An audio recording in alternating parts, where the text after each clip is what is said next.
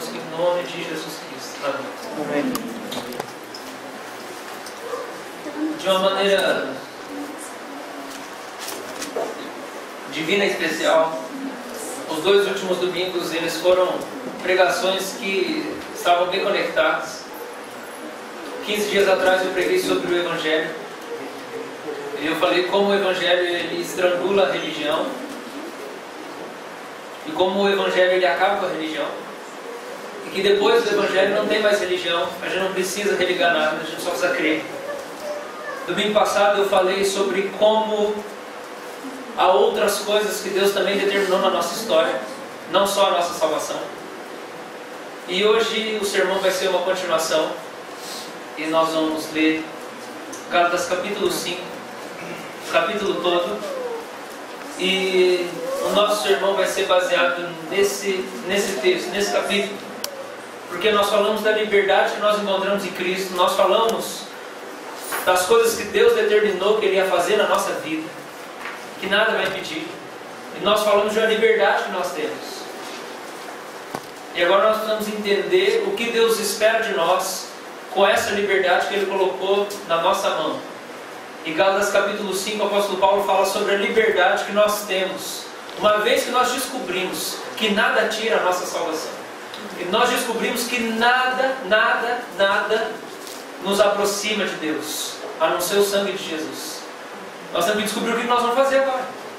Eu falei um pouco sobre isso domingo passado, mas eu falei ainda sobre o que Deus determinou além disso.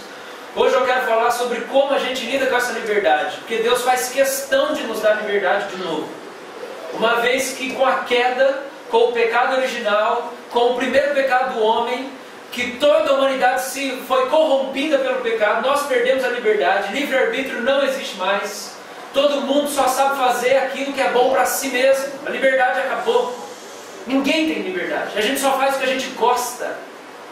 E aí Deus tem que vir atrás de nós para mostrar que o que a gente gosta não é o melhor e que nós temos que viver para a glória dele. Aí Ele nos dá liberdade. Aí a liberdade acontece. Por quê? Porque a gente era escravo dos próprios sentimentos e pensamentos. Nós só fazíamos o que era melhor para nós. Nós não pensávamos em Deus, não estávamos nem aí com a pessoa de Deus. Vivemos uma vida de pecado, centralizada em nós mesmos. Fizemos os nossos planos. Se alguém falasse de Deus para nós, se Deus aparecesse para nós, se Jesus aparecesse para nós, nós mataríamos Ele outra vez. Porque nós só queríamos fazer o que era a nossa própria vontade. Não nos importávamos com Deus. E aí Deus veio ao nosso encontro porque Ele nos escolheu, Ele nos elegeu na eternidade. E Ele veio e iluminou o nosso entendimento. E nos mostrou que no meio do pecado Ele decidiu nos salvar. Amém. Ele veio, foi Ele que veio, não fomos nós que fomos. João capítulo 15, não foram vocês que me escolheram, mas eu escolhi vocês. E agora nós temos liberdade. Porque agora nós temos a escolha de fazer o que Deus quer. Porque agora nós descobrimos que Ele é real. E agora nós podemos escolher fazer o que Ele quer ou o que a gente quer. Mas de jeito nenhum nós vamos deixar de ser filho dele. Amém? E o que nós vamos fazer com essa liberdade? Gálatas capítulo 5. Para a liberdade foi que Cristo nos libertou. Permanecei, pois, firmes, e não vos submetais de novo a jugo de escravidão. Eu, Paulo, vos digo que se vos deixar de circuncidar, Cristo de nada vos aproveitará. De novo testifico a todo homem que se deixa circuncidar, que está obrigado a guardar toda a lei. De Cristo vos desligastes, vós que procurais justificar-vos na lei, da graça decaístes, porque nós, pelo Espírito, aguardamos a esperança da justiça que provém da fé. Porque em Cristo Jesus nem a circuncisão, nem a incircuncisão tem valor algum, mas a fé que atua pelo amor. Vós comieis bem. Quem vos impediu de continuar a obedecer à verdade? Esta persuasão não vem daquele que vos chama. Um pouco de fermento leveda toda a massa. Confio de vós no Senhor, que não alimentareis nenhum outro sentimento, mas aquele que vos perturba, seja ele quem for, sofrerá a condenação. Eu, porém, irmãos, se ainda prego a circuncisão, por que continuo sendo perseguido? Logo, está desfeito o escândalo da cruz. Tomara até se mutilassem os que vos incitam à rebeldia. Porque vós, irmãos, fostes chamados à liberdade, porém não useis da liberdade para dar ocasião à carne. Sede antes servos uns dos outros pelo amor. Porque toda lei se cumpre em um só preceito, a saber, amarás o teu próximo como a ti mesmo. Se vós, porém, vos mordeis e devorais uns aos outros, vede que não sejais mutuamente destruídos. Por enquanto, só até aqui. Talvez nessa semana, muitos de vocês, depois dessas duas pregações, desses dois sermões sobre o Evangelho da Graça e a liberdade que nós temos em Cristo, talvez nessa semana muitos de vocês ficaram pensando: eu realmente não preciso fazer nada? Será que eu realmente não tenho que fazer? Será que Jesus fez tudo na cruz e o Espírito Santo está fazendo tudo em mim? E alguns entraram num conflito com a sua consciência. Um incômodo tomou conta do seu coração, e aí você preferiu voltar para a lei, ao ter que lidar com essa liberdade. Muitos fazem isso. A gente ouve o Evangelho da Graça, esse negócio dá um susto na gente, porque a gente ouve essa mensagem de que nós só precisamos da fé e nada mais, assim como a gente leu aqui, Paulo falando. E esse negócio assusta a gente, porque você pensa: não, mas se eu só tenho que crer, então eu posso fazer o que eu quiser. Não, isso não pode dar certo. Esse negócio dá uma mexida na nossa consciência. Por quê? Porque é uma mensagem, uma mentalidade sobrenatural tentando ser colocada dentro da cabeça natural. É a mente de Cristo tentando entrar dentro da mente natural humana. Esse é o jeito de Deus pensar. Aí quando Deus vai mostrar para nós o jeito que Ele pensa, nós não conseguimos entender. É que nem você tentar explicar as filosofias de quem que você estava lendo essa semana, Lucas? Aristóteles e... já está bom, já. Se você tentar explicar isso aí para a Dininha, talvez ela não vai entender nada. Talvez ela não vai entender nada. Talvez ela lembre do nome dele. É a mesma coisa. Você pega Aristóteles e explica para uma criança de 5 anos. Aí Deus está tentando colocar na nossa cabeça a cabeça dele. Tem uma coisa mais absurda que essa, do que Deus tentar fazer a gente entender o jeito que Ele pensa. É só Deus mesmo para fazer. É só o Espírito Santo. Isso é um milagre da nossa vida. É mudar o nosso jeito de pensar. Então, se você ouviu essa mensagem, você te deixou meio chocado. Não, isso aí não pode dar certo. E aí o que acontece? O que acontece é que muitas pessoas, quando ouvem essa mensagem de cara, elas preferem voltar para a lei. Não, isso aqui é meio assustador, eu vou voltar para a lei. Eu acho que o pastor exagerou, eu acho que não era bem daquele jeito, eu vou voltar uns passos para trás. E aí você voltou. O negócio é que a liberdade, irmãos, é para quem tem maturidade. Liberdade é para quem ama. Vou falar de novo. Liberdade é para quem tem maturidade. Liberdade é para quem ama. Eu soube que tiveram alguns que quiseram fumar e beber depois das últimas 2 pregações. Isso me chateou um pouco, é claro. Mas isso me mostrou que, na verdade, tudo o que aconteceu e essa crise foi uma ocasião para ser manifesta a imaturidade da pessoa e a incompreensão da pessoa. Pessoas que depois de ouvir a mensagem da graça pensam: então, vamos fumar então? Vamos beber? Não, vamos sair, vamos tocar o terror. Foram pessoas que tiveram a ocasião de mostrar a imaturidade delas diante da mensagem do Evangelho. E eu sei também de pessoas que não ficaram só na vontade, mas fumaram e beberam, por ocasião da incompreensão acerca da graça e do Evangelho da graça. Essas pessoas digo de antemão que não serão fuziladas, mas serão instruídas. Porque nós, aqui na República, temos uma compreensão de que Deus quer nos conduzir num processo de transformação de coração e de mente. Então muitas vezes algumas coisas acontecem na nossa vida que são propósito de Deus para nos conduzir a novas reflexões. Porque o cidadão vai lá, ele fuma, ele bebe, sei lá o que ele fez. Ou qualquer pessoa que ouve a mensagem da graça vai lá e faz. Ele vai entrar em conflito com aquilo. Porque ele pensa, mas eu gosto de Jesus, mas eu fiz esse negócio aí, será que é isso mesmo? E aí nós estamos vislumbrando a lavagem cerebral que Deus quer fazer em nós, que é a renovação de mente de Romanos 2. Essas circunstâncias são circunstâncias que o próprio Deus prepara. Porque a melhor maneira de você ensinar alguém alguma coisa é você colocar a pessoa para viver aquela coisa. Então o melhor jeito da gente aprender o que é o Evangelho da Graça é a gente se permitir viver as coisas que estão passando pela nossa cabeça. Eu creio que era necessário que houvesse um intervalo de tempo entre a pregação da salvação pela graça mediante a fé e a santificação pela graça mediante a fé. Eu acho que precisava de um período de tempo. E esse período de liberdade, de julgo, de dizer da salvação, mas sem especificar as consequências dela na vida do cristão, esse período de tempo ela dá ocasião para a liberdade. E aí, na liberdade, acontece um negócio que eu estava conversando com o Hector outro dia. É só quando você tem liberdade é que você tem experiência do temor.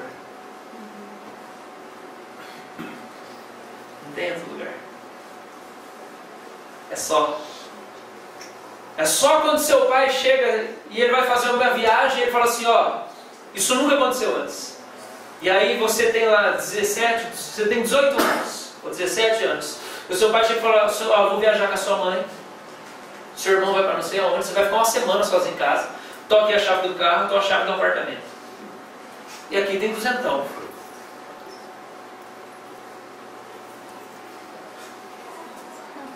E agora você vai experimentar o temor. E agora você vai sofrer por pensar mesmo.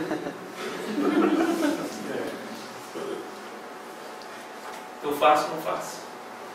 O que eu faço? Aí você vive aquela tensão. Por quê? Porque você está tentando descobrir até que ponto essa liberdade vai ser boa ou não. Será que vai descobrir depois se eu fizer? E aí? E se eu fizer? Será que as consequências, como é que vai ser? Aí você faz assim, ferrou também. Ferrou.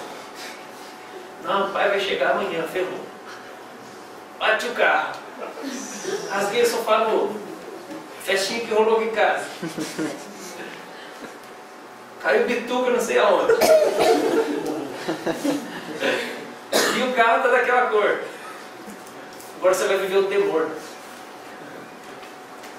E agora você vai ter experiência de amadurecimento. É só quando a gente tem liberdade é que a gente passa pelo temor.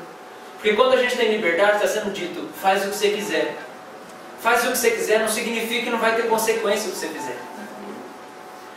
Significa que não vai ter ali um general medindo cada centímetro do seu movimento.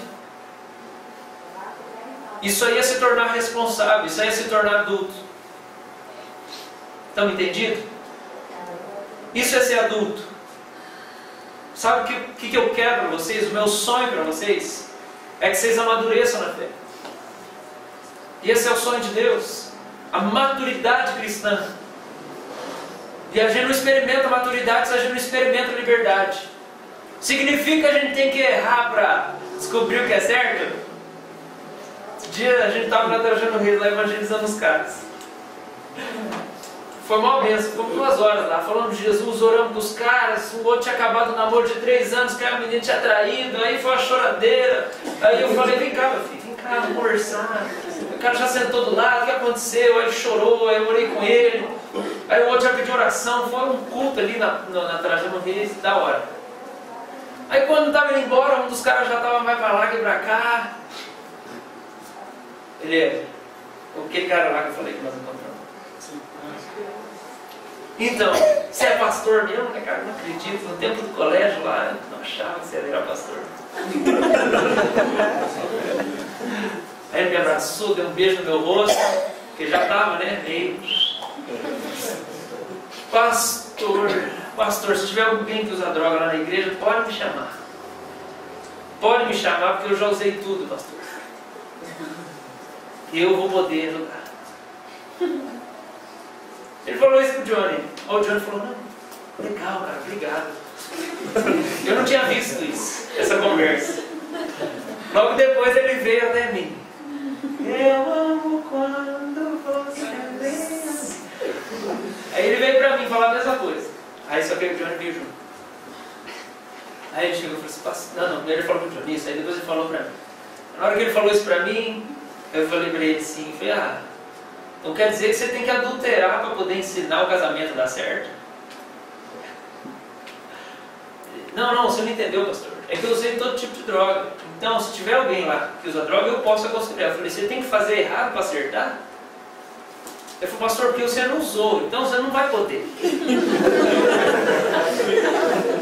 Eu não vou poder ensinar o cara a usar. Né? Quem sabe eu posso ensinar ele a não usar, já que eu não usei, né? Ele falou, não, pastor, é que a droga é diferente. Aí eu falei pra ele assim, rapaz, faz 10 anos que eu estou lutando contra uma droga que chama pecado. Aí acabou a conversa. Por que eu estou falando isso?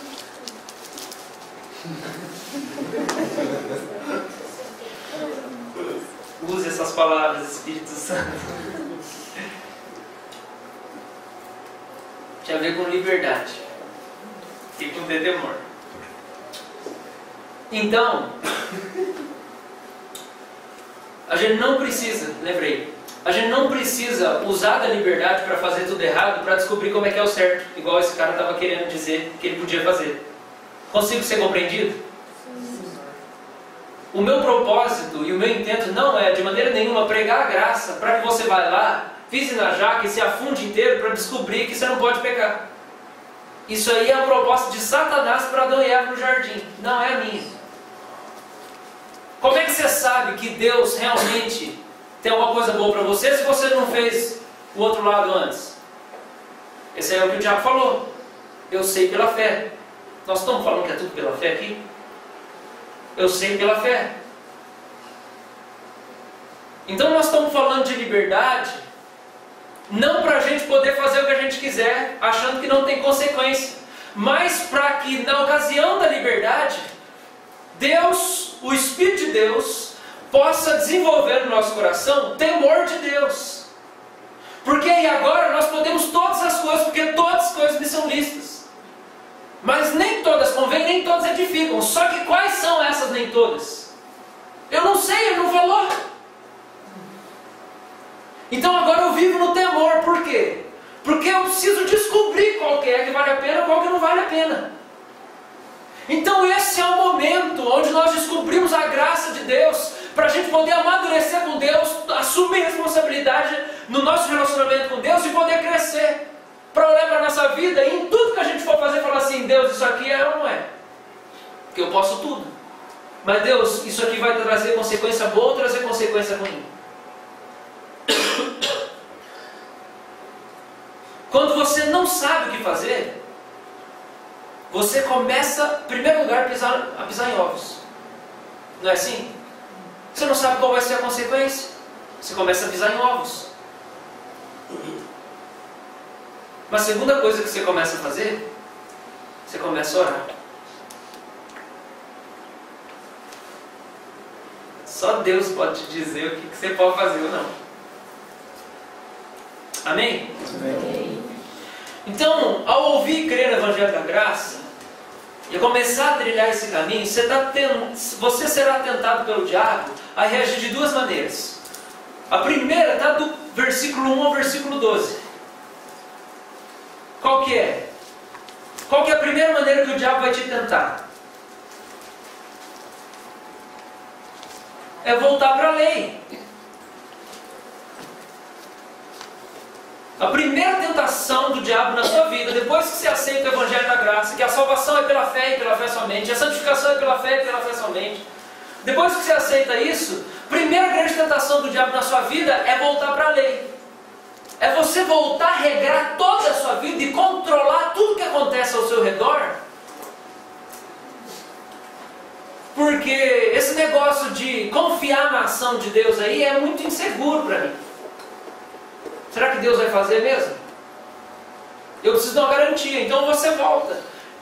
Hoje eu estava orando no quarto dos meus pais. Fui lá almoçar, depois entrei no quarto e estava orando.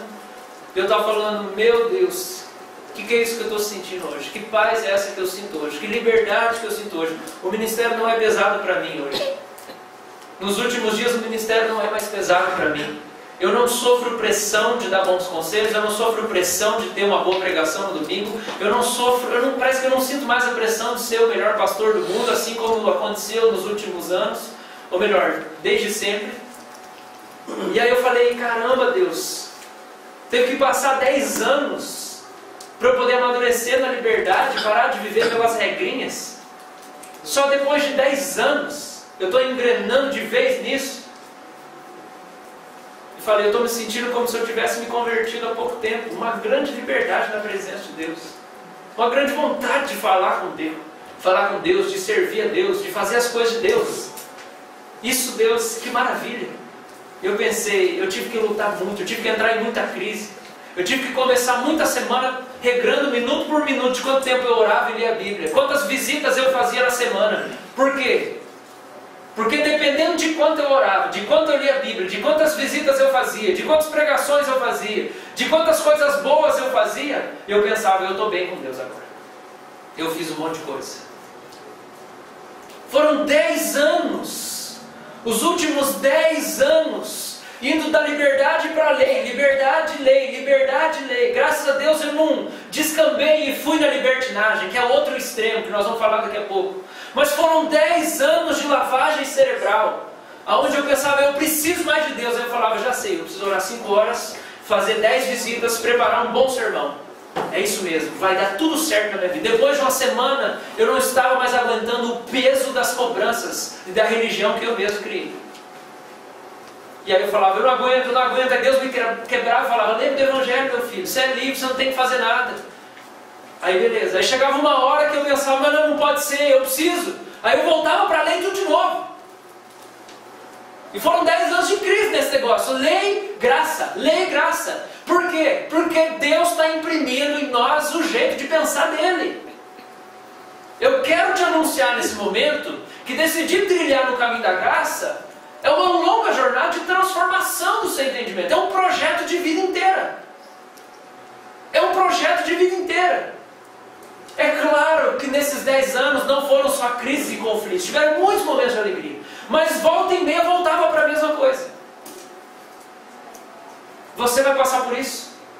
E ouvindo essa mensagem da graça, a primeira coisa que o diabo vai te tentar é volta para a lei. Não confia que Jesus te faz ser aceitável diante de Deus. Se você não orar, Deus não está feliz com você hoje. O diabo vai tentar fazer voltar para a lei. Ele vai tentar te escravizar de novo. Olha o que Paulo fala no versículo 3. De novo testifico a todo homem que se deixa circuncidar, que está obrigado a guardar toda a lei. Se você quer ser bonzinho numa coisa, você vai ter que ser nos 900 mandamentos do Antigo Testamento. Não tem jeito. Olha o versículo 6. Porque em Cristo nem a circuncisão, nem circuncisão tem valor algum, mas a fé que atua pelo amor. Corrieis bem. Quem vos impediu de continuardes a obedecer a verdade? Essa persuasão não vem daquele que vos chama. Estava indo tudo bem. Por que vocês começaram a se culpar de novo? Deus não quer ter uma relação com vocês motivada por culpa. Motivada por medo, por ameaça. Uma relação doentia. Aonde eu pequei, Deus vai me abandonar, eu perdi perdi a minha salvação, deu tudo errado agora, Deus não vai mais me abençoar. E aquele desespero toma conta de você. Deus não quer que a sua relação com Ele seja movida pelo sofrimento, nem pela ameaça, nem pelo medo. Se você quiser viver pela lei, vai ser: eu acertei, Deus não gosta de mim. Ou melhor, errei, Deus não gosta de mim. Eu acertei, agora Deus gosta de mim. Você está anulando o sacrifício de Jesus. Deus te recebe de graça. E o diabo está tentando te fazer achar que para você ter uma boa relação com Deus, você precisa de Jesus e mais um pouquinho de coisa que você vai fazer. E aí a pergunta do apóstolo Paulo, no versículo 11, é: eu, porém, irmão, se ainda prego a circuncisão, por que continuo sendo perseguido? Gente, olha o que Paulo está falando, é o seguinte: esse evangelho que nós estamos pregando é uma loucura. Ninguém aceita esse negócio, a não ser quem é eleito por Deus e foi predestinado para acreditar nessa loucura. Ele está falando: por que eu estou sendo perseguido se eu estou pregando esse negócio aí? Eu estou pregando uma coisa absurda, muito louca. É por isso que eu sou perseguido o tempo inteiro. Não volta para a lei em nome de Jesus. Não volta a se condenar em nome de Jesus. Não volta a ter peso de consciência à toa em nome de Jesus. Arrependimento move você para Deus, não para longe de Deus. Culpa te move para longe de Deus, porque você fala assim: ah, eu sou tudo errado mesmo, minha vida nunca vai mudar. Isso é culpa, isso é lei. Não deixa a lei te oprimir em nome de Jesus. O diabo quer usar a Bíblia para oprimir você. Ele não vai usar a Bíblia satânica porque você não conhece ela e nem acredita nela. Ele vai usar essa Bíblia aqui, ó, que você lê, e te dá uma interpretação terrível dela para poder oprimir você. Ou você acha que o diabo não usa a Bíblia? Quando Jesus foi para o deserto, o diabo só falou Bíblia para Jesus. Para a gente entender que ler a Bíblia não adianta só, você tem que orar. Porque senão o diabo engana e você te confunde. Você acha que é Deus e é o diabo. Amém? Amém. Você está de coração aberto aí? Sim. Deus não quer que você ande debaixo da lei. Olha o que Paulo continua falando no versículo 11. Logo, está desfeito o escândalo da cruz. Ô gente, o poder disso aqui que nós estamos falando é justamente esse, que você não tem que fazer. Você só precisa crer que Deus te aceita agora em onde você está. Ele te aceita agora se você crê em Jesus Cristo como seu Salvador. E é só isso que você precisa. Você não precisa deixar movimento, você não precisa deixar pecado, você não precisa deixar nada. Você precisa crer no sangue de Jesus. E é instantâneo. E é na hora. Essa é a loucura da mensagem que Paulo está falando. Se nós estamos pregando que as pessoas têm que fazer a coisa, cadê o escândalo da cruz? Não tem escândalo nenhum. Porque toda religião fala que você tem que fazer. Aí Paulo, o Paulo era um cara assim, meio doidão. Acho que ele pregava com mais que eu. Olha o que ele fala no versículo 12. Tomara até se mutilassem os que vos incitam a rebeldia. Sabe o que Paulo está falando?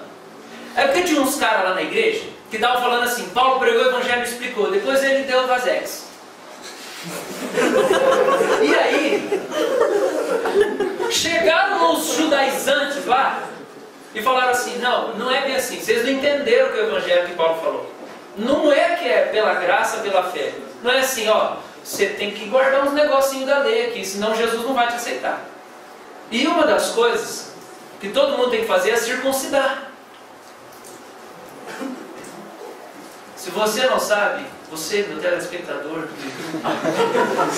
falando aqui, rapaz, está treinando aqui, filho. Tá certo. Se você não sabe, circuncisão é um ritual judaico feito no 7º dia ou no 8º. Memória está funcionando mais. No 8º dia, o menino era lá levado e o sacerdote fazia circuncisão, que é como se fosse a cirurgia de fimose. E se o cara era adulto e ele convertia, ele precisava fazer também. Aí Paulo está falando, os caras estão aí falando que não é a graça, tem que fazer também algumas coisas ali, inclusive a circuncisão. Tomara que eles cortassem tudo fora. É isso que ele está falando no versículo 12. Eles estão manchando a mensagem do Evangelho da Graça. Eles estão deturpando o grande presente de Deus para a humanidade. Tomara eles se mutilassem e cortassem tudo fora. Porque seria o juízo de Deus sobre eles e seria pouco. Então a primeira grande tentação é: vamos voltar para a lei. Porque esse negócio está escandaloso demais. Aí a segunda grande tentação está no versículo 13 ao versículo 15. Porque vós, irmãos, fostes chamados à liberdade. Porém, não useis da liberdade para dar ocasião à carne. Sede antes servos uns dos outros pelo amor. Porque toda lei se cumpre em um só preceito, a saber, amarás o teu próximo como a ti mesmo. Se vós, porém, vos mordeis e devorais uns aos outros, vede que não sejais mutuamente destruídos. É ironia isso aqui. Fica mordendo um ao outro aí, que você vê que não vai acontecer nada. Fica dando ocasião para a carne e começa a pecar, você vê, isso não vai acontecer nada com você. Se entrega para o pecado, você vê que não vai acontecer nada. Essa é a segunda grande tentação do diabo, quando o Evangelho da Graça vem para entrar na nossa história. Está tudo liberado. Você está perdoado de todas as coisas são listas, não tem problema nenhum. Isso é uma heresia chamada antinomismo, que significa anti, que é não, contra, nomismo em relação à lei. Querendo dizer que não existe lei. No Evangelho de Jesus Cristo não existe lei. Fala para mim. Existe ou não existe? Existe. Qual que é a lei? Amar Deus, amar o próximo. Paulo falou aqui, ó, versículo 14. Nós não temos aquela lei dos rituais. Nós não temos aquela lei do faz isso, faz aquilo. Nós temos uma lei que é bem complicada. Por isso que nós temos que orar. Por quê? Porque é uma lei que fala assim: você precisa amar. Tá, aí vai ser a mesma coisa com a liberdade. Tá bom, beleza. Deus é amor. Amor é Deus. Estou apaixonado. Estou cumprindo a lei. Quando a gente escuta isso aqui, a gente passa pela mesma experiência de quando a gente ouve a liberdade do Evangelho da Graça. Por quê? Porque isso aqui tem infinitas implicações. A lei que nós temos é ama a Deus e ama o próximo. Essa é a lei que nós temos. Essa é a única lei que nós temos. Ame a Deus e ame o próximo. E agora? Como é que nós vamos fazer com esse negócio? O que isso significa, Senhor? Você tem que perguntar toda hora para Deus. Deus, como é que significa amar esse próximo aqui? Deus, como é que significa amar os visitantes que chegaram no culto hoje? Eu tenho que amar eles. Deus, como é que significa amar os meus pais quando eu vou lá almoçar na casa deles? Como é que significa amar o José quando eu vou almoçar com ele? Como é que significa amar o Gustavo? Na situação dele, no contexto dele, na vida dele, na história dele. Como é que significa amar o Bruno? Na situação dele, no contexto dele, na vida dele, na história dele. Não é fazer a mesma coisa em todo lugar. Cada pessoa com quem eu me relaciono, eu preciso me manifestar esse amor de um jeito diferente. Porque eu tenho que dar o que a pessoa precisa.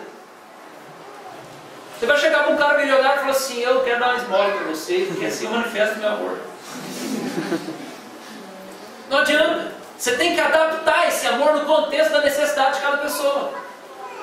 Às vezes, quando eu vou amar o neto, tudo que Deus quer que eu faça é sentar com ele, falar umas bobeiras e a gente dar uma risada. No final eu falo: neto, Jesus te ama, não se esquece.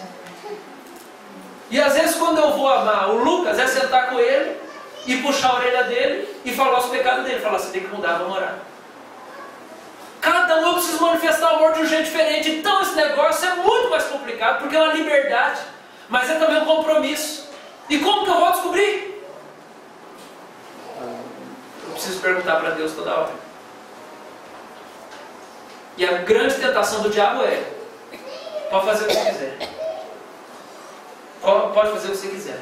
E qual que é a nossa resposta então? Se a lei não é resposta e é libertinagem. Libertinagem é quando o cara pega o evangelho da liberdade, da graça, da salvação, fala: Deus me ama de qualquer jeito, tal, e ele fala assim: eu vou chutar o pau da barraca. Isso é libertinagem, beleza? Aí o cara pega um monte. Então como que eu vou fazer? Depois que eu recebi o Evangelho da Graça, eu vou passar um tempo aí digerindo esse negócio, em nome de Jesus, vai ser mais rápido para você do que foi para mim. E aí o diabo vai te tentar com a lei, e o diabo vai te tentar com a libertinagem. Como nós vamos lidar com isso? Está no versículo 16. No versículo 16, está escrito o seguinte: digo, porém, andai no Espírito, e jamais satisfareis a concupiscência da carne. Concupiscência e paixão é a mesma coisa. Ele está falando da paixão que existe na nossa natureza.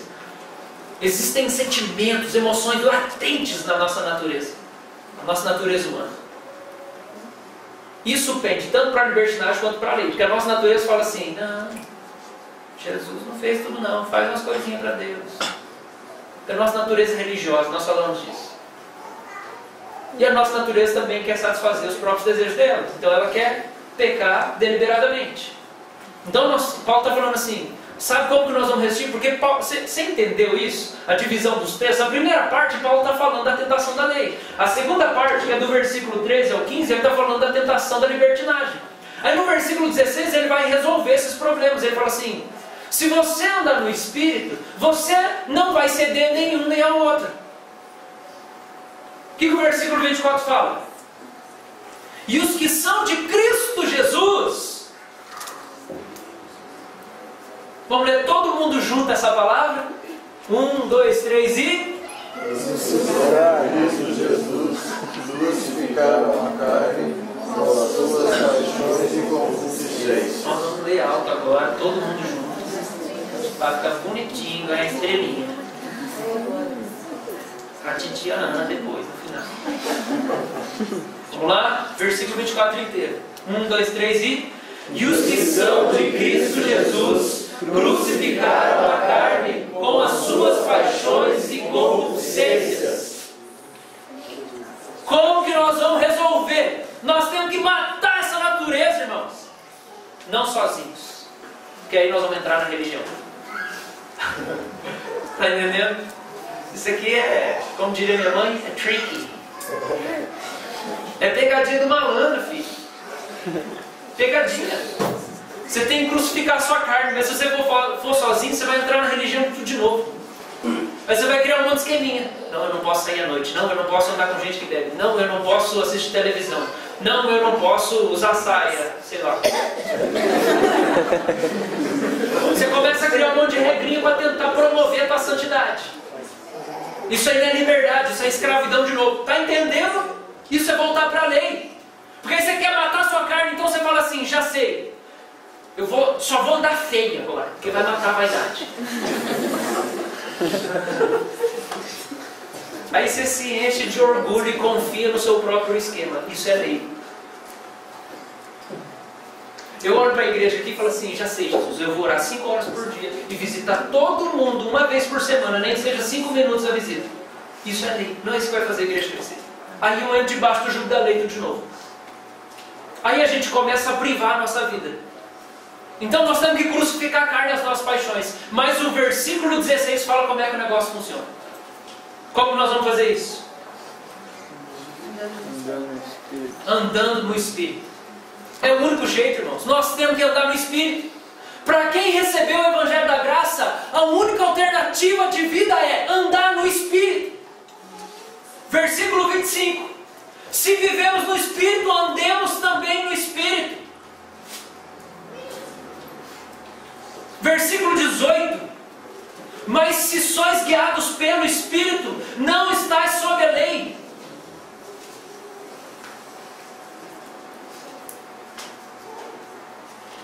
Como que é esse negócio de andar no Espírito? O Espírito Santo é a terceira pessoa da Trindade, que assume a proeminência do ministério do Evangelho depois que Jesus sobe para o céu. Que Ele ressuscita e Ele sobe. O Espírito desce e Ele vem nos convencer do pecado. Ele vem nos convencer que em Cristo nós temos justiça. E Ele vem nos convencer que vai ter um juízo final, que as coisas vão ser todas resolvidas. O Espírito Santo vem fazer a gente crer na palavra de Deus e nos ensinar o que a Bíblia significa. O Espírito Santo vem nos dar arrependimento pelos nossos pecados. O Espírito Santo vem nos dar certeza do perdão e o alívio de que nós não temos que pagar o que nós fizemos de errado. O Espírito Santo vem revelar o coração de Deus para nós e dizer quem Deus é e quem nós somos. O Espírito Santo vem falar para nós como que é o som da voz de Deus. Santo vem ensinar a gente a amar o nosso irmão e viver o que para mim é a maior marca do convertido, é pedir perdão e perdoar. Para mim a maior marca do convertido é pedir perdão e perdoar. Porque perdão é coisa de cristão, porque é milagre. Perdão é milagre. É só quem anda no Espírito que vive pedindo perdão para os outros, não com peso, mas porque ele é tão constrangido com o amor que ele recebe de Jesus, que ele pensa, eu tenho que amar todo mundo. Então ele esbarra na pessoa e ele sinceramente pede perdão para a pessoa. Ele não vive cheio de culpa e pesado, mas ele vive pedindo perdão para as pessoas, porque ele ama muito as pessoas. E ele perdoa as pessoas. É o Espírito que vem fazer isso com a gente. O Espírito é aquele invisível que mexe com você quando você está aqui dentro. Porque quando a gente é maduro, a gente associa as coisas visíveis com as coisas invisíveis. A gente não consegue entender. Então a gente é abençoado por uma oração e a gente pensa que o poder está na pessoa que fez, e não no Espírito que está dentro da pessoa. Então a gente ouve uma pregação que quebra o nosso coração. E a gente acha que o poder está no pregador, e não no Espírito que está agindo no pregador. Aí nós ouvimos o louvor, nós cantamos, nós ficamos quebrantados e sentimos a presença de Deus de uma maneira maravilhosa. E nós pensamos, o poder está vindo desse pessoal que está tocando. E não pensamos que é do Espírito que está agindo através deles. Andar no Espírito é uma liberdade, gente. É uma libertação. Paulo fala numa outra ocasião para os Coríntios, onde o Espírito de Deus está, aí a liberdade. Por quê? Porque qualquer coisa pode acontecer, uma vez que nós não estamos ligados a acontecimentos físicos, nós estamos ligados ao Espírito só. E nós só precisamos do Espírito Santo para andar com Deus. Sabe o que o pecado faz com a gente? Ele rouba essa liberdade do Evangelho da Graça. Quando nós pecamos, nós começamos, parece que tem uma amnésia de tudo que Deus falou com a gente. Então por que nós não vamos pecar? Porque nós queremos continuar nessa liberdade, nessa graça. E quem que vai manter a gente nisso? O Espírito.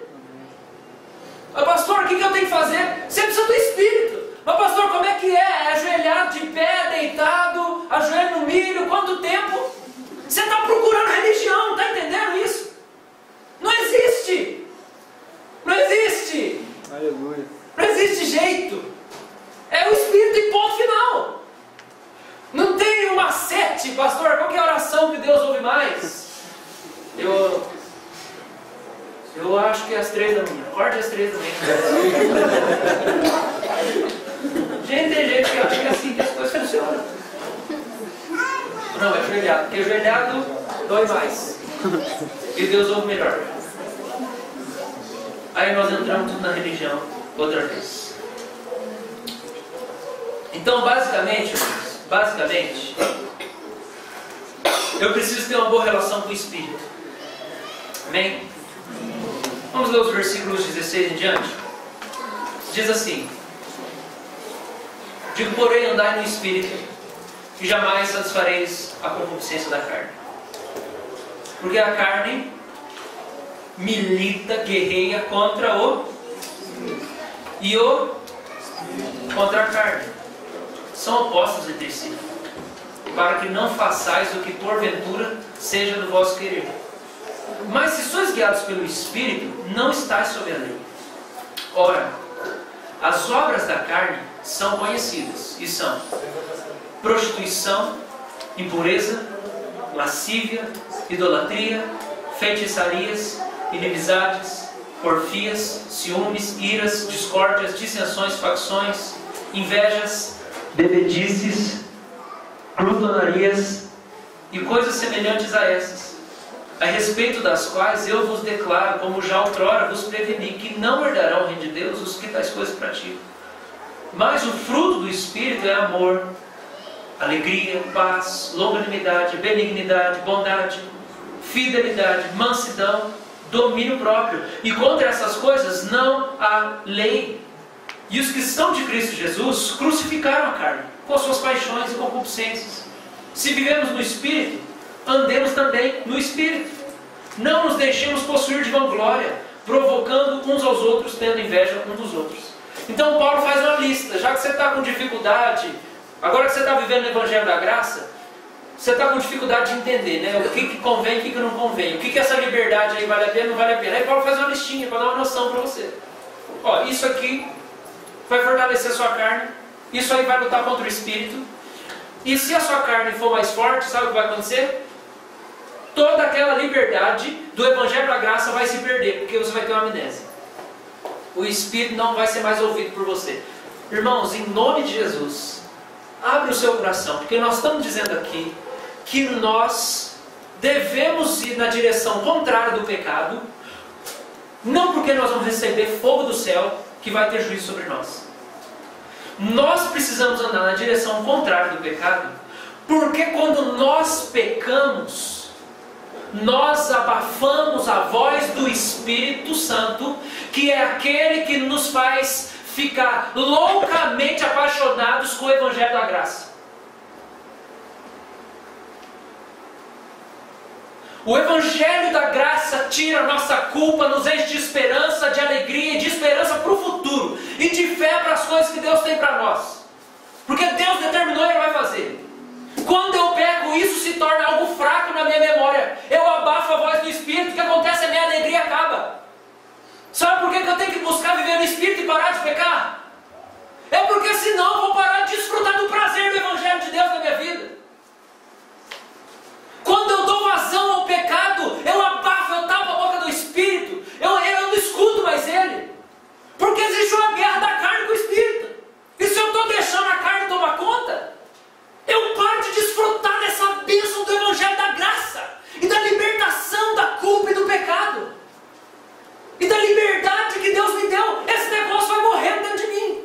É por isso que eu não tenho que pecar, porque o pecado acaba com a minha liberdade. Eu não consigo viver apaixonado mais. Eu não consigo viver em paz mais. Eu não consigo sonhar as coisas de Deus para a minha vida. A minha vida volta a ser um inferno. Por quê? Porque eu esqueci do Evangelho. Por quê? Porque eu me entreguei ao pecado. O pecado é uma desgraça. Quem falou que no inferno vai ter um monte de mulher lá? Quem falou que o diabo gosta do prazer e Deus gosta da penitência? Quem falou isso? Sabe o que significa Éden? Prazer. Deus criou o homem, a primeira coisa que Ele fez foi colocar ele no jardim dos prazeres. Porque quem criou o prazer foi Deus. Se nós pecamos, nós nos afastamos do Pai dos prazeres. Nossa alegria começa a murchar. O nosso amor começa a morrer. A nossa vida vai perdendo a cor. Por quê? Porque nós estamos parando de cumprir a lei? Não. Porque nós não estamos ouvindo o Espírito que nos liberta. Então nós temos que andar no Espírito. Nós temos que ouvir o Espírito. Nós temos que buscar em oração que o Espírito dê para nós esses frutos aqui que nós acabamos de ler. É o amor, alegria, paz, bondade, domínio próprio, mansidão. Gente, esse é o tipo de vida que nós temos que viver. Não existe outro. Isso não é lei. Você está entendendo que isso não é lei? Isso é liberdade. Isso não é opressão, isso é libertação. Você vai andar com Deus porque isso é prazeroso. Porque Ele te salvou para te encher de amor tudo de novo. Porque você foi para o pecado e destruiu sua própria liberdade. Jeremias capítulo 17 não é por causa de mim, é por causa de vocês mesmos, que vocês se privaram das bênçãos que eu tinha para vocês. Vocês que se privaram. Não fui eu que mudei de ideia.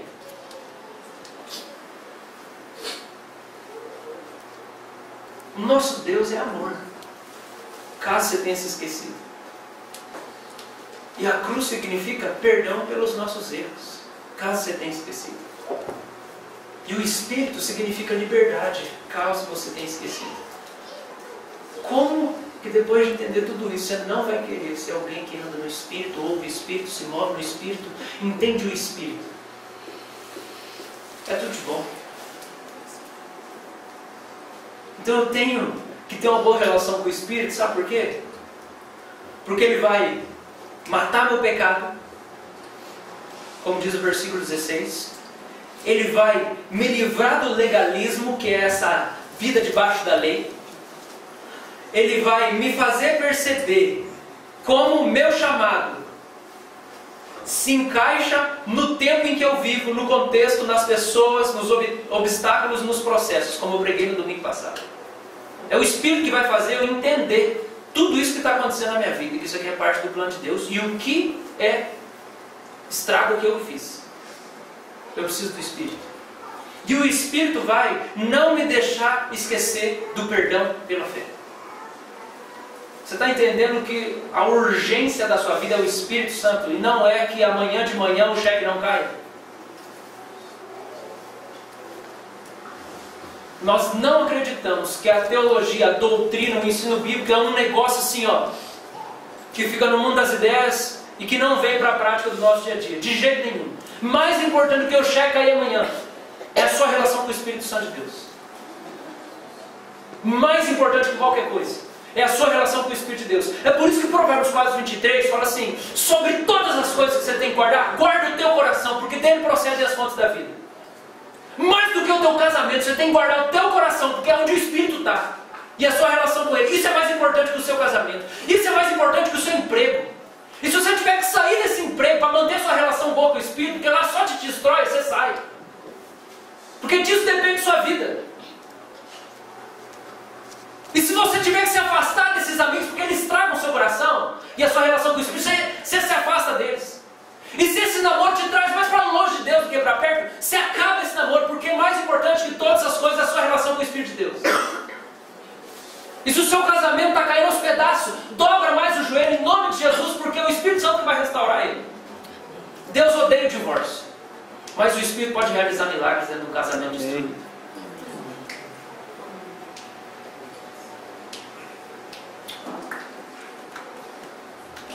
Para manter essa relação com Ele, o que eu preciso fazer? Eu preciso conversar com Ele, gente.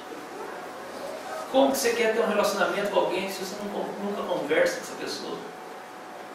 Não existe comunicação, não existe carinho, não existe afeto, não existe brincadeira. Tem que ter uma conversa. Então eu vou falar para você uma coisa.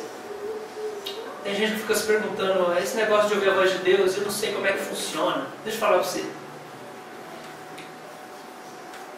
Quando eu ouço o Espírito e eu entendo o que Ele diz e eu acredito, isso se chama fé. Toda vez que você acredita no que a Bíblia diz, você está ouvindo o Espírito falar com você. É claro que existem coisas do dia a dia que são muito específicas do que o Espírito fala. Até com quem não tem um forte dom de revelação. O Espírito fala. Mas é quando eu ouço e eu creio. Isso se chama fé. Então a sua fé é o quanto você ouve o Espírito falar com você. Aí quando você ouve e acredita, você responde. E isso se chama oração e serviço. É assim que você mantém sua relação com o Espírito. Um homem vivendo o Evangelho é um homem do poder e da voz do Espírito. Ele é essencialmente um homem de oração e serviço. Por quê? Porque tem uma relação boa com Ele. Ele ouve Ele, ele conversa com Ele. Mas mais do que isso, o fruto do Espírito é gerado nele. E o fruto é esse negócio dentro de você que te move na direção das pessoas, para amar as pessoas. Então você serve as pessoas, você oferece carona, você pede perdão. Você passa na padaria, aí você vê, tem uma paçoca diet. Aí você pensa, Maria Claudina é diabética, eu vou levar a paçoca diet para ela. Por quê? Porque esse fruto do Espírito do amor está transbordando para fora de mim. E o que eu faço? Eu não fico só orando, eu sirvo. Minha vida se torna a manifestação de quem Cristo é. Isso é maravilhoso. Eu começo a aparecer com Deus. Porque eu sou filho dele, né?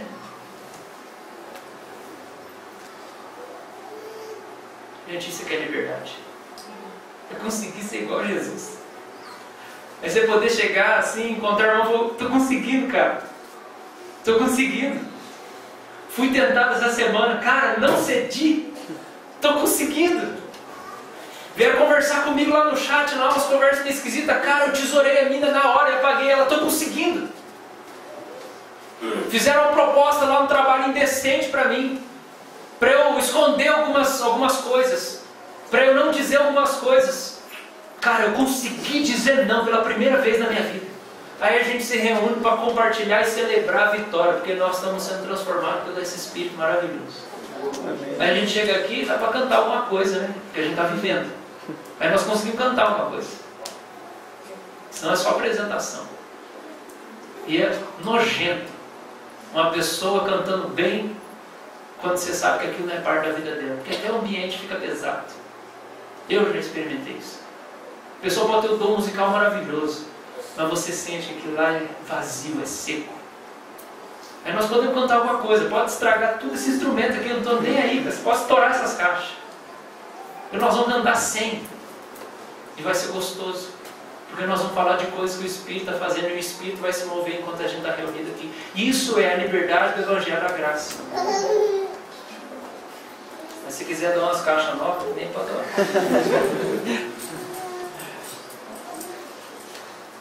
Agora, ele não consegue servir. Essa pessoa que recebeu o Evangelho da Graça, entendeu que tem que andar no Espírito, não consegue servir a Deus se ele não fizer o que a gente leu, que é crucificar a sua carne. Por quê? Porque a carne é essa natureza, não é o corpo, a carne não é o corpo, a carne é a nossa natureza humana. A carne é a nossa natureza humana que diz para nós que o que importa somos nós, porque ninguém se importa conosco, somos só nós mesmos. Então tudo que eu tenho que fazer é pensando em mim mesmo. Isso é a carne. O Espírito vem e fala assim: o Criador de todas as coisas se importa com você. Ele morreu com você. Eu vim aqui te dizer isso aqui, que você está perdoado pelo sangue de Jesus. Então, não se preocupe muito com você, Ele vai cuidar. Se preocupe em cuidar das pessoas. É isso que o Espírito faz. Se eu não crucifico a minha carne, eu vivo para cuidar de mim mesmo, porque eu não sei que existe alguém que cuida de mim. Amém? Então como que eu vou servir Deus se eu não crucifico a minha carne? Eu não consigo. Eu estou limitado pela preocupação que eu tenho comigo mesmo. Aleluia? Postei isso no Face essa semana. Nossa liberdade é limitada pelo tanto que nós nos preocupamos com nós mesmos. Não consigo servir quando eu entro numa área que eu não estou seguro de que Deus vai prover para mim. Não consigo. Não consigo dar os últimos 10 anos que eu tenho quando eu não creio que Deus é o meu provedor. Né, João? Então nós temos que crucificar a carne. Senão, sabe o que vai acontecer? Toda essa mensagem escandalosa do Evangelho da Graça vai cair no esquecimento. E aí nós vamos ficar 2 meses assim, felizes, porque nós sentimos um negócio gostoso. E aí depois nossa vida vai morrer. Por quê? Porque o Espírito deixou de ser ouvido por nós. Porque nós não decidimos crucificar a carne. E dar ouvidos ao Espírito. Eu estou sendo entendido, irmãos?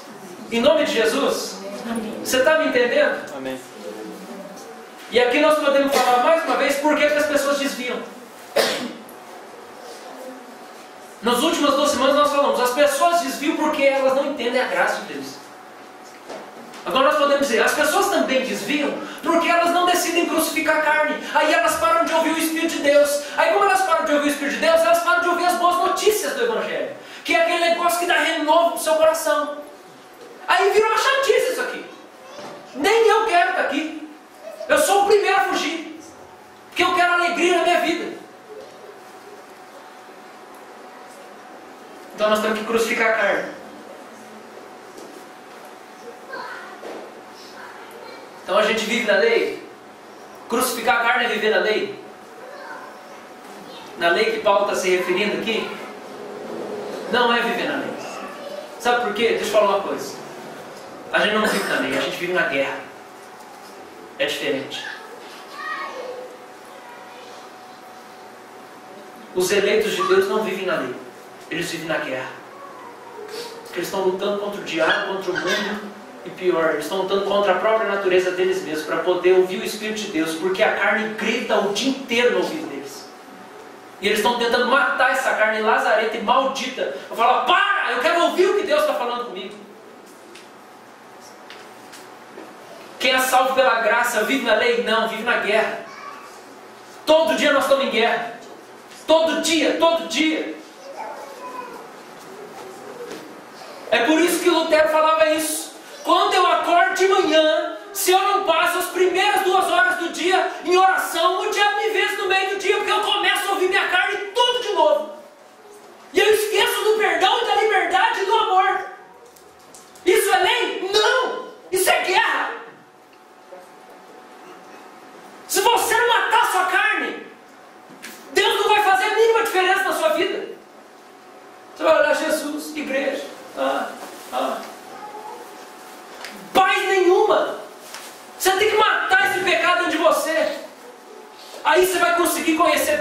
Aí você vai conseguir ouvir o Espírito de Deus.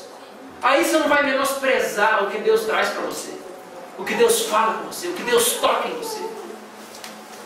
Aí você vai estar pronto para receber as experiências que Deus tem para você. Nós guerreamos contra a carne e contra a incredulidade.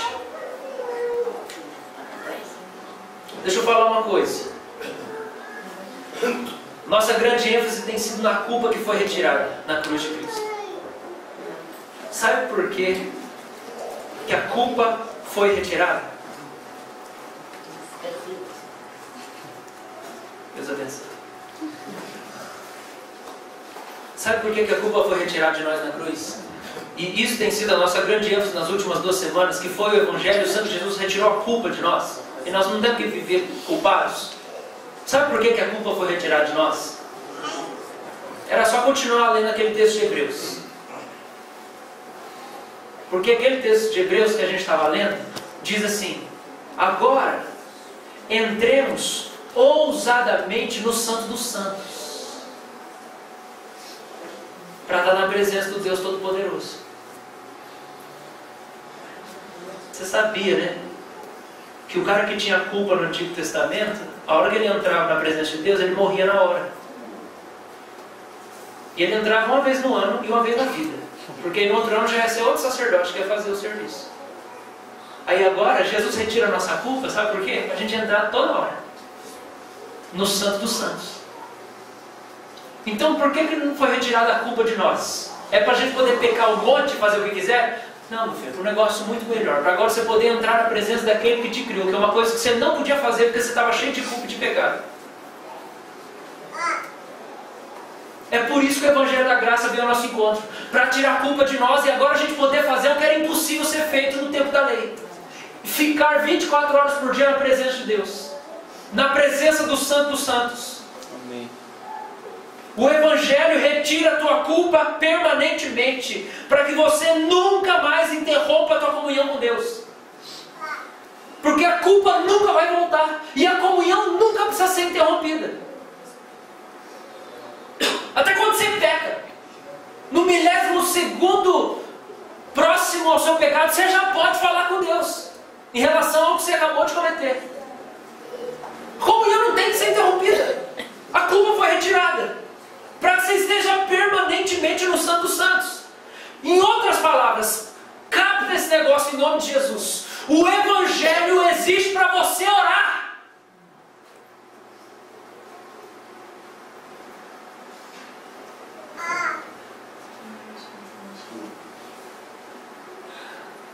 O Evangelho existe para você orar, cara. É só para isso aí. Você ter uma boa relação com o Espírito de Deus, que vai fazer toda a obra que já está determinada na sua vida.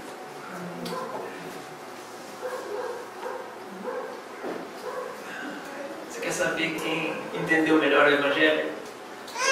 É quem dá mais importância para a sua vida de oração. É quem entendeu mais o Evangelho. Porque o Evangelho existe para a gente orar. Martin Lloyd Jones, um grande pregador britânico, uma vez foi pregar numa igreja no país de Gales. E ele viveu parte de um avivamento lá. Ele disse que quando ele estava lá pronto para começar a pregar, chegaram os caras do pastor e falaram assim: pastor, deixa a gente quebrar aí as vidraças da igreja. Ele disse: mas por quê? Por quê? Porque não cabe mais gente dentro da igreja para ver o bom pregar. Se quebrar, dá para ver do lado de fora, nós pagamos depois. Os caras queriam quebrar a vidraça da igreja para poder assistir o Martin Lloyd Jones pregar lá do lado de fora. O Martin Lloyd Jones diz o seguinte: em toda a minha vida, eu acredito que se alguém entende qualquer pregação que eu faço, essa pessoa vai querer orar. Porque o objetivo final das Escrituras é levar o homem aos seus joelhos. Martin Lloyd Jones falou isso. Considerado como o último dos puritanos. Uma grande mente. Muita gente gosta desse cara. Ganhei a biografia dele agora esses últimos dias. Ele diz isso: a pregação não funcionou se no final você não ficou com vontade de falar mais com Deus, de ficar mais perto de Deus, de ter mais intimidade com Deus. Porque depois que você ouve todas essas verdades acerca de Deus, se isso não te move para perto de Deus, é porque você não foi afetado pela palavra de Deus. Quem entendeu o Evangelho é gente que ora. Robert Murray McCheyne, um cara que morreu com 31 anos, se eu não me engano. na Escócia, diz o seguinte: ele ficou lá durante muitos anos na igreja dele sendo pastor. Aí ele fez uma viagem de 8 meses para Israel. Quando ele foi para Israel e largou a igreja dele, aconteceu um avivamento na igreja dele. Ô tristeza, hein? Ele diz o seguinte: queridos, se em algum momento você fica muito entusiasmado com qualquer contentamento que diminua a tua vontade de orar ou ler a Bíblia, você está abusando deste mundo.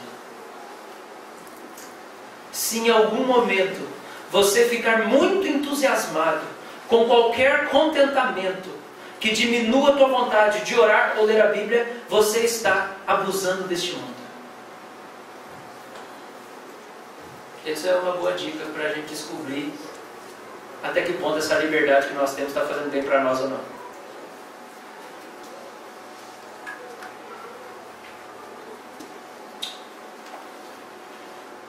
Então, com tudo isso que eu disse, eu quero encerrar com esse raciocínio. A vida de um filho de Deus, Romanos fala assim: aqueles que são guiados pelo Espírito de Deus são filhos de Deus. Romanos fala isso. Aqueles que são guiados pelo Espírito de Deus são filhos de Deus. A gente não vive mais por lei, a gente vive pelo Espírito agora. Agora nós somos tirados do esquema e inseridos dentro de uma relação com o Espírito. A vida de um filho de Deus, que é um cara que ama o Espírito, ela é marcada pelos momentos que ele ouviu o Espírito falar com ele, ou que ele se abriu completamente para o Espírito, seja com palavras, com lágrimas, com gemidos, com sorriso ou em silêncio. Tudo isso são tipos de oração. Às vezes você ora rindo, às vezes você ora chorando, às vezes você ora gemendo, às vezes você ora falando, às vezes você ora cantando.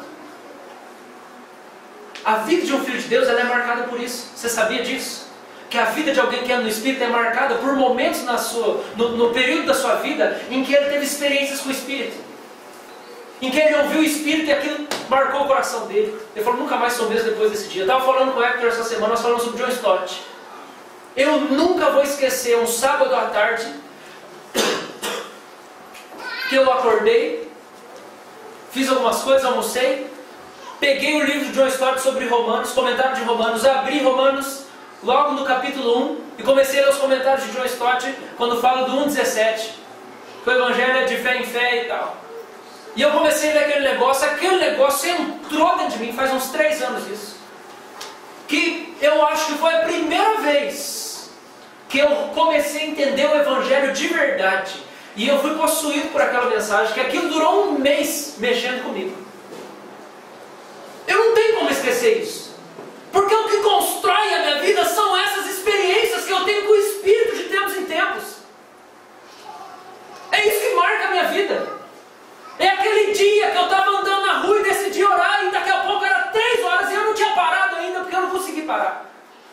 Foi um tempo que eu tive com o Espírito de Deus. O Espírito de Deus teve um tempo comigo. Isso é o que constrói a vida de alguém que ama o Espírito, que entendeu o Evangelho da Graça.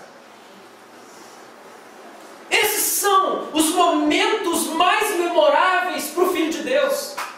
São os momentos que ele foi tocado pelo Espírito e que ele se abriu para conversar e derramar tudo de volta para ele. Então, sabe o que acontece? Você lembra de lugares, de momentos, cenas, falas, músicas, conversas, ruas, pessoas, tudo está na sua memória, porque naquele momento você estava tendo um dos maiores momentos de oração da tua vida.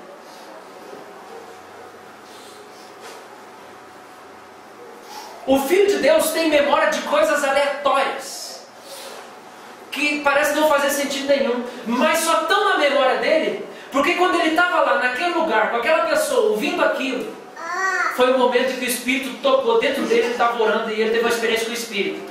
Aí como o Espírito não é tangível, não é visível, sabe o que a memória dele captou? Aquela cena, aquele som, aquela conversa. E aí você fala assim: um dos momentos mais marcantes da minha vida foi o acampamento. Por quê? Acampamento muda a vida de eu? Não. Mas é que quando o Espírito me pegou, eu estava lá naquele lugar. E o que o meu cérebro gravou foi a imagem daquele acampamento. Está me entendendo? A vida de um filho de Deus é marcada por momentos memoráveis, onde ele teve experiência com o Espírito Santo, do começo ao fim da sua história.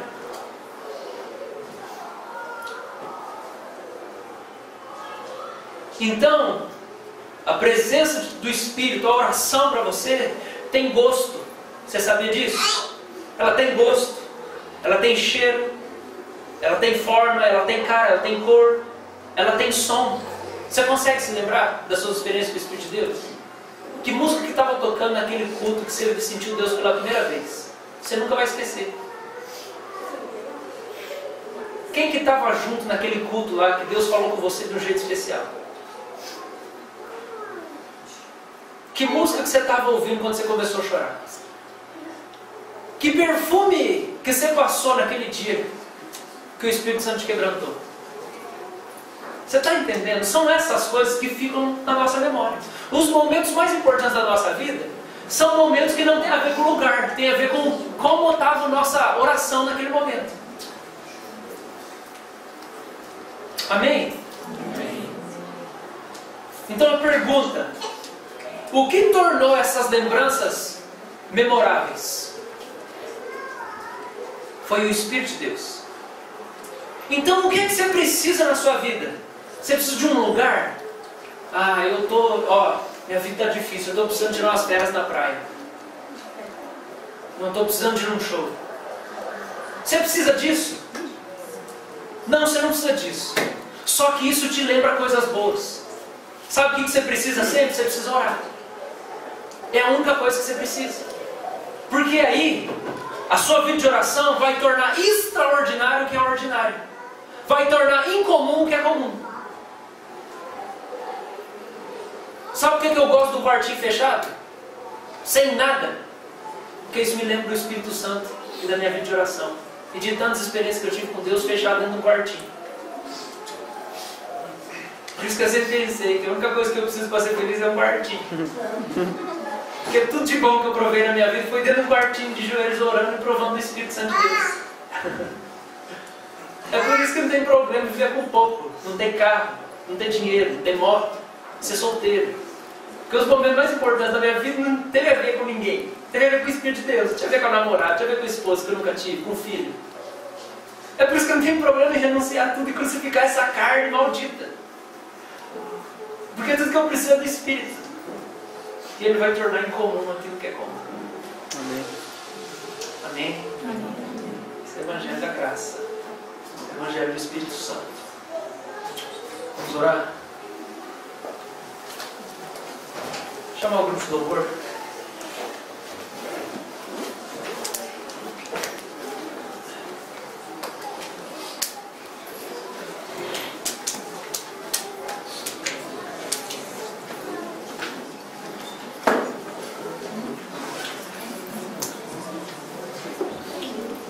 O grande desejo do meu coração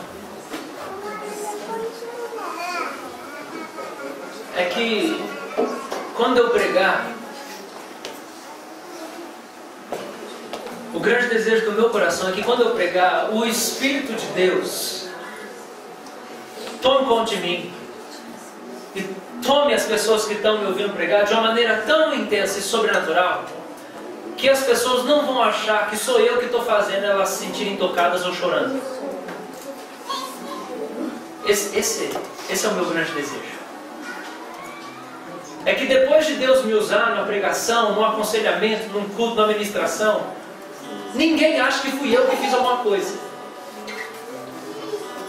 Porque se as pessoas acharem que fui eu que fiz alguma coisa, elas vão conversar, sabe com quem?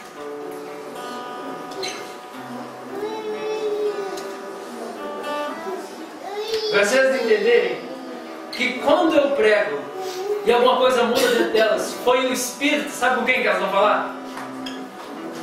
Elas vão falar com o Espírito, porque elas vão entender que é Ele que faz tudo. Então nós não precisamos de nada, só do Espírito. No fim das contas, nós só precisamos ter vida de oração. Porque é a oração que faz isso aqui ter vida dentro de nós e queima dentro do nosso peito, que faz a gente abandonar o pecado, reconciliar com a família, parar de ser reclamão, infeliz, amargurado. Nós precisamos de vida de oração, é só isso. Eu te desafio a comprar livros como esse aqui, ó, Poder pela Oração.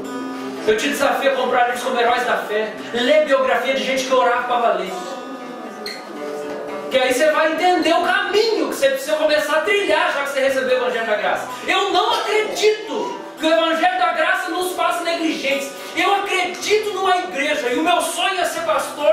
E eu vou me sentir realizado, uma coisa que eu ainda não estou realizado. Eu vou me sentir realizado quando a igreja que eu for pastor for uma igreja que tem vida de oração, que todo mundo ora, todo dia individualmente, por horas. Que aí eu vou achar, Deus, eu estou fazendo o que o Senhor quer. Porque a pregação não presta se ela não te faz ir para Deus em oração. Você não entendeu nada, você não foi tocado. A palavra tem que te fazer orar. E a oração tem que te fazer entender a palavra. Aí eu vou achar que está dando certo. Eu ainda acho que não está dando. Mas se o Espírito te tocou, vamos orar? Se o Espírito te tocou, vamos orar? Então pode ser.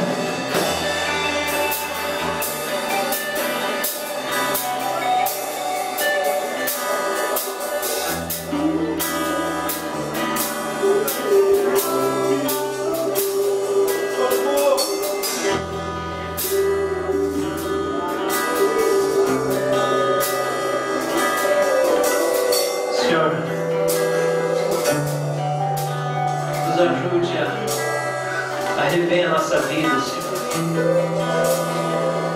Restabelecer as prioridades. Pai, precisamos de uma vida de oração. Nos ajuda a entender que o momento a sós com o Senhor, onde é um lugar secreto, estão só nós e o Senhor, não é o único momento de oração, mas esse momento é que nos ajuda a passar o resto do dia em oração. Não basta orarmos só dentro do quarto ou só dentro de um lugar privado, mas se a gente não tiver esse tempo também, não existe profundidade na nossa relação com o Senhor. Então eu clamo, Deus, pela República, por essa igreja, pelos meus irmãos, pelos visitantes, que o Senhor nos convença profundamente de que é necessário respondermos à graça com uma vida de oração, com um ato de oração, com momentos diários a sós na sua presença. E eu clamo que o seu Espírito realize uma obra maravilhosa aqui, porque só o Senhor pode fazer as pessoas orarem, eu não posso. Que o seu Espírito produza uma obra de proporcionar para todos nós aqui experiências de longos períodos, de longos momentos de oração, tanto individuais como coletivos. Que as nossas vigílias sejam muito mais profundas, que os nossos cultos sejam muito mais profundos, que as nossas noites de oração sejam muito mais profundas e tocantes.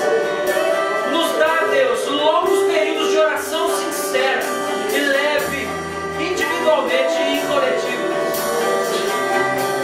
Faz essa igreja orar, conhecer o Senhor, porque é só quando nós oramos é que nós levamos toda a nossa bagagem para a sua presença. Só quando nós oramos nós levamos os nossos pecados para a sua presença, para o Senhor nos curar e crucificar nossa carne. É só quando nós oramos que nós levamos a nossa ansiedade para o Senhor dar um jeito nela. É só quando nós oramos, Senhor, que nós conseguimos perdoar aquela mágoa. Todos nós precisamos ser homens e mulheres de oração, sem exceção. Isso não é uma coisa especial para o pastor, para o líder. Isso é uma coisa para a igreja. Desperta isso no meio do teu povo, Jesus. Faz isso na sua igreja. Eu oro, Deus, eu oro. Paixão pelo Senhor, paixão pelo Senhor. Paixão pela oração, pela sua presença. Paixão pelo teu nome. É para isso que nós somos feitos.